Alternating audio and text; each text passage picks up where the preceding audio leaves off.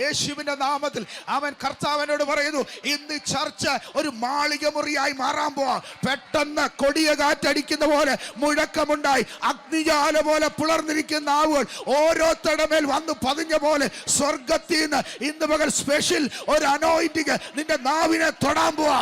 നിന്റെ നാവിനെ തൊടാൻ പോവാ. നിന്റെ നാവിനെ ഇന്ന് പോലെ ദൈവം കത്തിക്കാൻ പോവാ. ദുരാത്മാക്കളോട് കൽപ്പിക്കാൻ, വർഷങ്ങൾ പഴക്കമുള്ള പൈശാചിക ശക്തിയോട് കൽപ്പിക്കാൻ ഇന്ന് പകൽ ചേർന്ന നാവിനകത്ത് ഒരു അധികാരത്തിന്റെ കൈമാറ്റം. Receive the fire. ഞാൻ ഈ സ്റ്റേജിൽ കയറിയപ്പോ കേട്ട പദം വീണ്ടും കർത്താവ് എന്നോട് ആവർത്തിക്കുന്നു.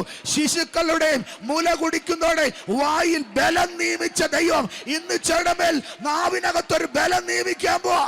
പരിശുദ്ധാത്മാവ് എന്നോട് പറയുന്നു, വർഷങ്ങൾ പഴക്കമുള്ള ചില കെട്ടുകൾ ഇന്ന് പകൽ പൊട്ടാൻ പോവാ. ഇന്ന് പകൽ പൊട്ടാൻ പോവാ. ഇന്ന് പകൽ പൊട്ടാൻ പോവാ.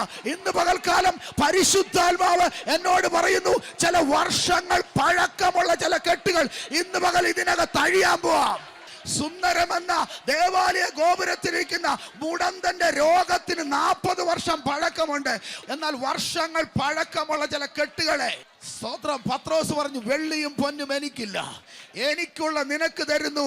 നസ്രയനായ യേശുവിന്റെ നാമത്തിൽ എഴുന്നേറ്റ് നടക്ക എന്ന് പറഞ്ഞപ്പോൾ 40 വർഷം പഴക്കമുള്ള കെട്ടുപൊട്ടിയ പോലെ ഇന്ന് പകൽക്കാലം ചിലത് അഴിയാൻ പോവാം. നീ ഇവിടുന്ന് കൽപ്പിക്കുമ്പോൾ കിലോമീറ്റർ അപ്പുറത്ത് നിന്റെ ഭവനത്തിനകത്ത് ചിലത് അഴിയുന്നു.